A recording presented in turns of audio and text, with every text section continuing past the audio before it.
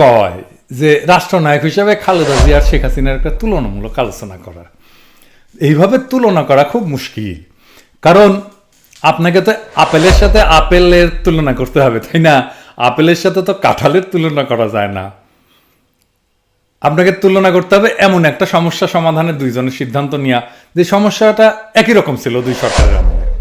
তো আল্লাহর কি কাম, হঠাৎ করে একটা সুযোগ আসছে। ঠিক একইভাবে আপেলের সাথে অ্যাপেলের তুলনা করার আর কি, দুই নেতৃত্বের রাজনৈতিক সিদ্ধান্তের তুলনা করা, দেশ চালানোর তুলনা করা। আলোচনাটা শোনেন, তারপরে সিদ্ধান্ত নিয়ে না আপনি কে কেমন রাষ্ট্রনায়ক ছিলেন।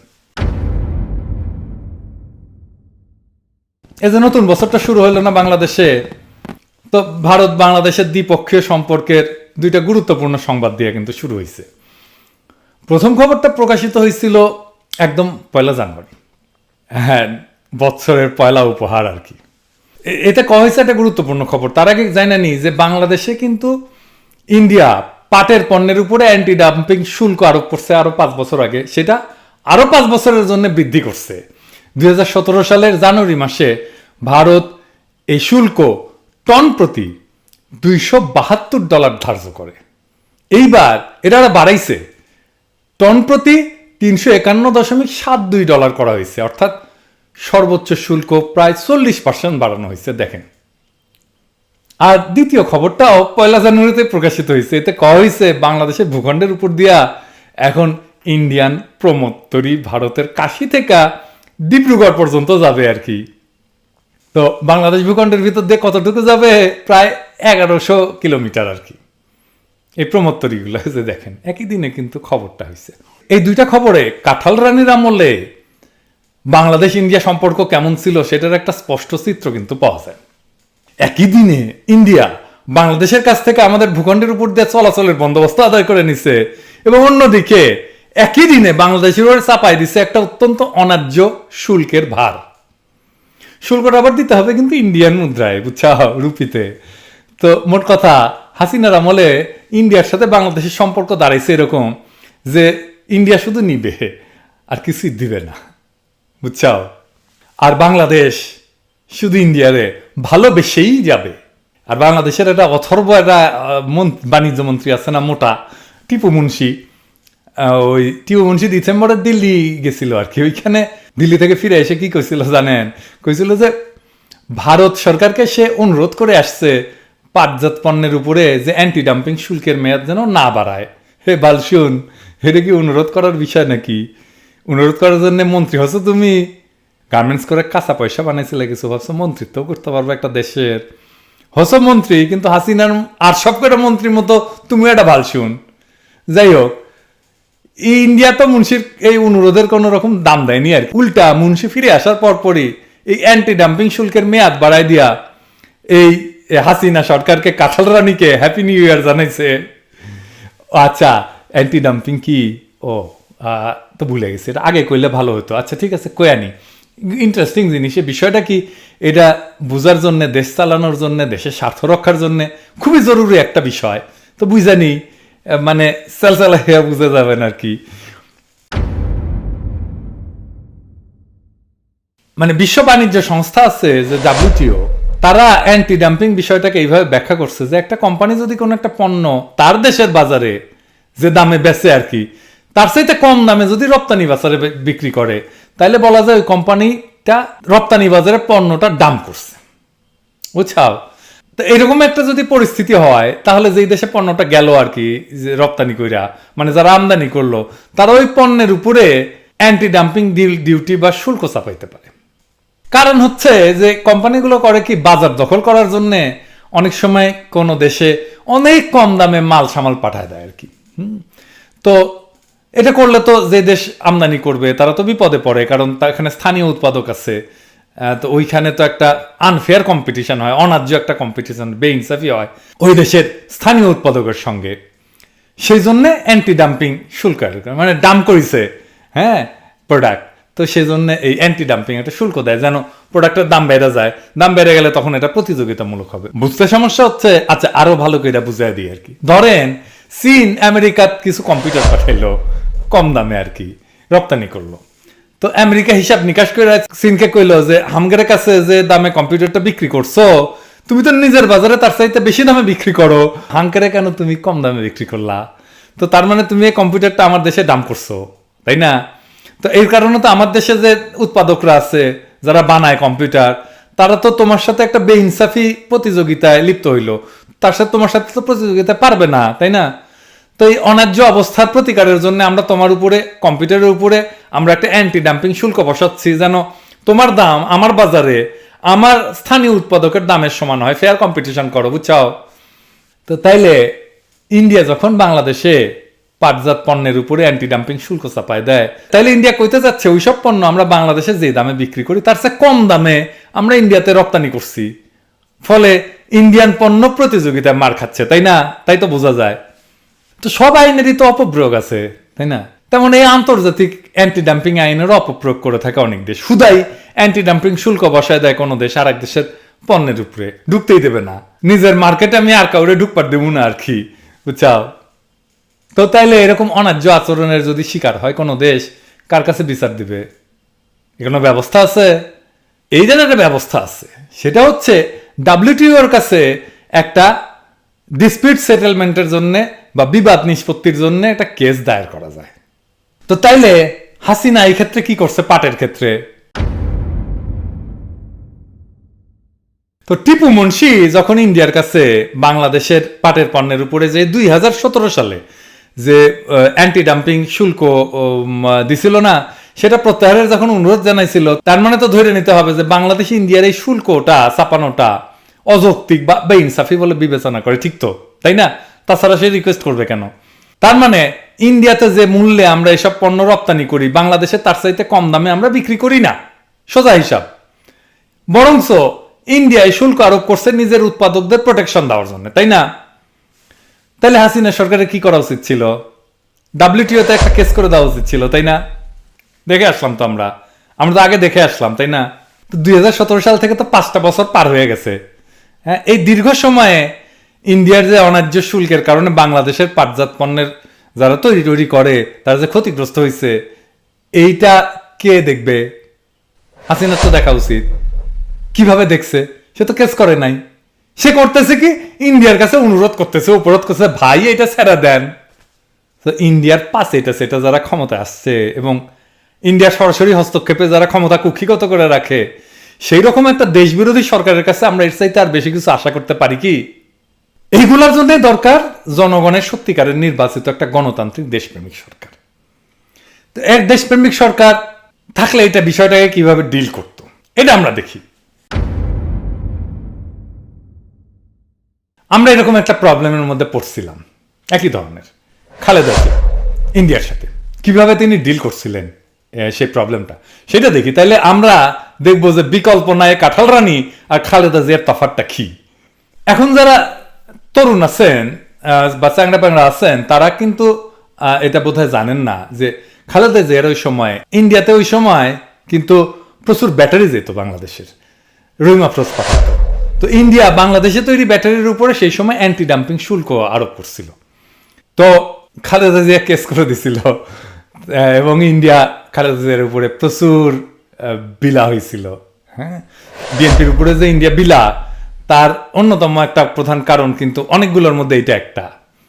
তো এইটার মূল্য কিন্তু খালেদা জিয়া এখনো দিচ্ছেন, তার পরিবার দিচ্ছে, তার দল দিচ্ছে।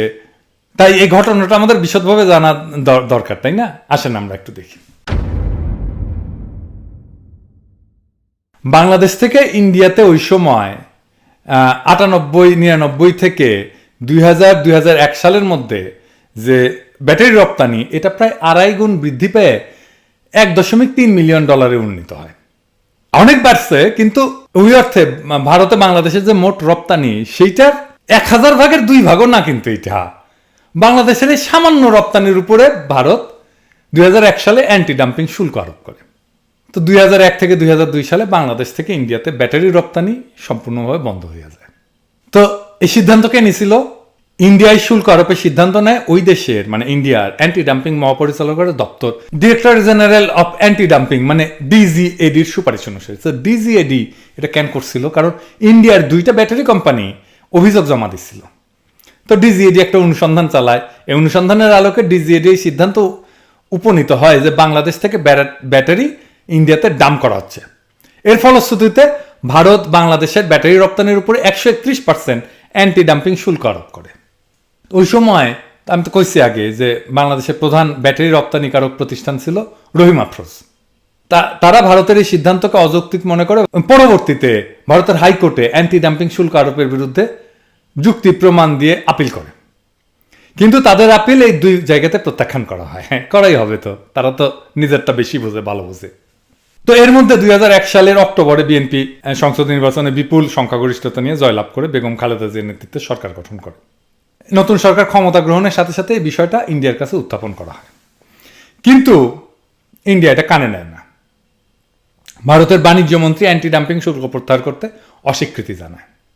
তখন বেগম জিয়া সামনে দুইটা পথ খোলা ছিল। একটা হচ্ছে ভারতের অ্যান্টি ডাম্পিং শুল্ক মেনে নিয়ে চুপ করে থাকা, আর 2 নম্বর পথ হচ্ছে বিষয়টা নিয়ে WTO ডিসপিউট সেটেলমেন্ট প্রক্রিয়ায় একটা কেস করে দেওয়া। প্রথম পথটা মানে ইন্ডিয়ার এই অন্যায্য পদক্ষেপ মেনে নেওয়াটা ছিল খুব সহজ। এতে ইন্ডিয়া খুশি থাকতো, তাই না? বেগম জিয়ার উপরে বিলা হইতো না, বিএনপির উপরে বিলা হইতো না। কিন্তু বেগম জিয়া কি করছিলেন? খালেদা জিয়া সহজ পথটা গ্রহণ না করে WTO তে কেস করে দেয় সরকারিভাবে। WTO তে যাওয়ার পথটা কিন্তু সহজ ছিল যে তা কিন্তু না। প্রথমত এতে ইন্ডিয়া অসন্তুষ্ট হয়েছে, সম্ভাবনা ছিল এবং আসলেই হয়েছে। তাছাড়া আমাদের ইন্টারনাল যে এক্সপার্টাইজ এই সমস্ত কেসেস ডিল করা, সেটা ওইরকম ছিল না। কিন্তু খালেদা জিয়া বাংলাদেশের বাণিজ্য স্বার্থকে বিবেচনা করে এই কূটনৈতিক ঝুঁকি নেওয়ার সিদ্ধান্তটা গ্রহণ করেন। তবে আগেই তো বলছি যে এই যে ডিসপিউট সেটেলমেন্টের যে বিবাদ মীমাংসা প্রক্রিয়া ডিল করার জন্য যে জনদক্ষতা দরকার, সেইটা প্রাতিষ্ঠানিক সক্ষমতা বা জনদক্ষতা সেই সময় বাংলাদেশের ছিল না। আমাদের সৌভাগ্য যে ওই সময় জেনেভায় অ্যাডভাইজার সেন্টার অন WTO ল তারা আমাদের সহযোগিতা করতে রাজি হয়। তো এই কেসটা করার জন্য তাদের একটা আইনি ফি ছিল সেই সময় $1,50,000, মানে $1.5 লক্ষ আর কি। মানে সেই সময়ের হিসাবে এইটা 75 লাখ টাকার মতো আমার হিসাবে হবে আর কি, যদি আমার হিসাব ভুল না হয়ে থাকে। ওই সময় এক্সচেঞ্জ রেট যা ছিল। কিন্তু খালেদা জিয়া পার্সোনালি রিকোয়েস্ট করেন অ্যাডভাইস সেন্টারকে যে যেন এটা কম খরচায় করে দেওয়া হয়। আজকে তো হাসিনা খালেদা জিয়ার নামে বদনাম করে যে উনি এতিমের টাকা মাইরা দিচ্ছেন, হ্যাঁ, কিন্তু খালেদা জিয়া পাবলিক মানি খুব সাবধানে খরচা করতেন। এইটা ওনার সাথে যারা কাজ করছেন আমি এরকম একাধিক মানুষের কাছে শুনছি আর কি। কোথাও কিছু খরচা বাঁচানোর সুযোগ পাইলে তিনি সেটা সদ্ব্যবহার করতেন। যাই হোক, এটা আপনারা করতে পারবেন, যে কেউ এটা চেক করতে পারবেন যে ওই অ্যাডভাইস সেন্টার কত নেয় মামলায়, বাংলাদেশ কত টাকা দিচ্ছে, তাই না? তো রেকর্ড আছে। শেষ পর্যন্ত অ্যাডভাইস সেন্টার খালেদা জিয়ার রিকোয়েস্টটা নেয় এবং মাত্র $15,000 কেসটা করতে রাজি হয়। মানে সেই সময় $15,000 মানে ওই সময়ের আর কি 7.5 লাখ টাকা আর কি। তো যাই হোক, মানে 10 ভাগের 1 ভাগে কিছুই না। তো বাংলাদেশ তখন ইন্ডিয়ার অ্যান্টি ডাম্পিং সিদ্ধান্তের বিরুদ্ধে 5টা যুক্তি WTO এর কাছে পেশ করছিল। অল্প কথায় কই আর কি। 1 নাম্বার হচ্ছে যে ভারত শুল্ক আরোপের আগে যে অনুসন্ধান চালাইছিল সেটা ছিল ত্রুটিপূর্ণ। 2, ভারতে বাংলাদেশের ব্যাটারির রপ্তানির মূল্য এবং বাংলাদেশের বাজারের মূল্যের যে তফাৎ বা মার্জিন, এটা সঠিকভাবে নির্ধারণ করা হয়নি। 3, ভারত তার প্রতিষ্ঠানগুলোর উপর যে ক্ষতি হয়েছে বলে দাবি করছে সেটা প্রমাণিত না। 4, বাংলাদেশের প্রতিষ্ঠানগুলো যে তথ্য দিছে ভারতের সিদ্ধান্ত গ্রহণের জন্য, সেগুলো যথাযথভাবে আমলে নেওয়া হয়নি। এবং 5 নাম্বার, ভারত সব পক্ষকে এবং জনসাধারণকে সকল প্রাসঙ্গিক তথ্য দিতে ব্যর্থ হয়েছে। এইসব কারণের পরিপ্রেক্ষিতে বাংলাদেশ যুক্তি প্রদর্শন করে যে ইন্ডিয়া WTO এর অ্যান্টি ডাম্পিং চুক্তির বেশ কয়েকটি ধারার খেলাপ করছে এবং অপব্যবহার করছে। এই যে দেখেন, তো এই কেসে ইউরোপিয়ান ইউনিয়ন ছিল কেসের থার্ড পার্টি। তারা WTO এর যে প্রক্রিয়া সিস্টেম সে অনুযায়ী ইন্ডিয়াকে ডাকে, কনসালটেশনে ডাকে। হ্যাঁ, এই যে দেখেন, তারপরে কি হয়, ইন্ডিয়া জানতো বাংলাদেশের এই যুক্তিগুলো সঠিক, অকাট্য, এবং এই প্রক্রিয়ায় যদি তারা যায় তাহলে এটা একটা দীর্ঘমেয়াদী আইনি যুদ্ধে পরিণত হবে এবং শেষ পর্যন্ত ইন্ডিয়া হারবে, এটাতে জেতার কোনো সম্ভাবনা ছিল না। আন্তর্জাতিকভাবে হেয় হবে ইন্ডিয়া। তো তখন ইন্ডিয়া গুটি সুটি মেরে আসা কি করে জানেন, তারা তখন বাংলাদেশকে জানায় যে তারা অ্যান্টি ডাম্পিং শুল্ক তুলে নিতে রাজি আছে। কি মজা! তো সে কারণে তারা বাংলাদেশকে বলে যে ডাব্লিউটিও এর যে প্রক্রিয়াটা শুরু করছো না ওইটা বন্ধ করো। তো এটা কিন্তু ছিল চালাকি। হ্যাঁ, এটা কিন্তু এরকম চালাকি করে, মানে বাংলাদেশ যদি ডাব্লিউটিও এর প্রক্রিয়া বন্ধ করতো তাহলে ইন্ডিয়ার জিন্দিগিতে আর শুল্ক তুলতো না। হ্যাঁ, ওই যে দামাল সিনেমার পরিচালক আছে না, ওই যে রায়হান রাফি, আমার ফোন কইরা কইছিল যে আমি ওই যে আমার সিনেমায় যে রাজাকারের কণ্ঠে নারায় তকবির দিচ্ছি ওইটা কিন্তু বদলাই দিব, আপনি একটু আপনার স্ট্যাটাসটা ডিলিট করে দেন। একদম ইন্ডিয়ান স্টাইল আর কি। আমি ডিলিট করে দিছি এবং তারপরে শেয়ার বদলায় নাই। খুব চমৎকার হিসাব আর কি, বুঝছাও। তো তার উত্তরে খালেদা জিয়া ইন্ডিয়াকে জানাইছিল কি জানেন, আমার ওইটা ফলো করা উচিত ছিল। উনি বলছিলেন যে ইন্ডিয়া যদি সরকারিভাবে অ্যান্টি ডাম্পিং শুল্ক তুলে নেওয়ার ঘোষণা দেয় তবেই কেবল বাংলাদেশ ডাব্লিউটিওর আইনি প্রক্রিয়া সমাপ্তি টানবে এবং ইন্ডিয়াকে বাংলাদেশের অবস্থান মাইনে নিতে বাধ্য হইতে হয়। 2005 সালের 4 জানুয়ারি ভারত কাস্টম নোটিফিকেশন 1/2005 জারি করে এই অ্যান্টি ডাম্পিং শুল্ক চূড়ান্তভাবে বাতিল করে। এরপরে বাংলাদেশ এবং ভারত উভয় পক্ষই ডাব্লিউটিওকে জানায় যে তারা একটা সমাধানে উপনীত হয়েছে, তারা নেগোসিয়েট করে ফেলছে। এর ফলশ্রুতিতে 2006 সালের 20 ফেব্রুয়ারি ডাব্লিউটিওর এই আইনি প্রক্রিয়া টার্মিনেট করা হয়। বাংলাদেশের অর্থনৈতিক এবং বাণিজ্যিক স্বার্থ অক্ষুণ্ণ রাখতে বেগম জিয়ার সরকার আন্তর্জাতিকভাবে যে পদক্ষেপটা নিছিলেন তার জন্য প্রয়োজন ছিল কি? প্রয়োজন ছিল সাহস, অসীম সাহস, প্রচণ্ড দৃঢ়তা এবং অকৃত্রিম দেশপ্রেম। এই কঠিন পরীক্ষায় তারা অত্যন্ত কৃতিত্বের সাথে, সাফল্যের সাথে মাথা উঁচু করে উত্তীর্ণ হয়েছিলেন এবং আমাদের কূটনৈতিক এবং অর্থনৈতিক ইতিহাসে এই অর্জন সবসময় স্বর্ণাক্ষরে লেখা থাকবে। আর অন্যদিকে কি করছে দেখেন হাসিনা, 5 বছরের বেশি সময় ধরে ইন্ডিয়া বাংলাদেশের পাটজাত পণ্যের উপরে অন্যায়ভাবে অ্যান্টি ডাম্পিং শুল্ক দিয়ে রাখছে এবং তার মেয়াদ এই মাসে বাড়াইছে আরো 5 বছর। ইন্ডিয়ার পাচাটা গোলাম এ নতজানু কাঁঠাল রানী হাসিনা ভারত সরকারকে মৃদু অনুরোধ করা ছাড়া আর কোনো কিছুই করে নাই, কোন নাকি বিকল্প নাই। তো আজ যখন ইন্ডিয়ার প্রমোত্তরীগুলা বাংলাদেশের বুকের উপর দিয়া এদেশের 1100 কিলোমিটার দীর্ঘ নদীপথ ব্যয়ে চলবে আর আমাদের দরিদ্র পাট চাষী ভাইরা আর পাটকলের শ্রমিকেরা অসহায় দৃষ্টিতে তাকায় তাকায় দেখবেন, আফসোস করবেন এবং আক্ষেপ করবেন এবং হাহাকার করবেন, এইটার জবাব কি হাসিনা দেবে? তাই আজকা আমাদের কৃষক আর শ্রমিকদের জানা দরকার ওই প্রমোত্তরীর আনন্দে লুকায় আছে তাদেরই বঞ্চনার শব্দ। পাট চাষ কইরা যে পাপ করছিল তারা, সেই বঞ্চনার তেলেই এই লঞ্চগুলা প্রমোত্তরীগুলো চলে। তাদেরই ভাগ্য, তাদেরই শ্রম যা হাসিনা সরকার শুধু ক্ষমতা থাকার বাসনায় ভারতকে উপঢৌকন দিছে। কারণ আপনি, আমি, বাংলাদেশের কৃষক, বাংলাদেশের শ্রমিক, বাংলাদেশের জনগণ তো হাসিনার কাছে কিছু না। আমরা তো তাদের প্রজা, আমরা তার টাকা কামানোর মেশিন। আমরা পরিশ্রম করব আর হাসিনা সেটা খাবে, বিলাবে আর পালানোর সময় বাইন্দা নিয়ে যাবে। বেগম জিয়া আর ফ্যাসিস্ট কাঁঠাল রানীর মধ্যে কি তফাৎ জানতে চাইছিলেন না অনেকে? বুঝছাও তফাৎটা কি?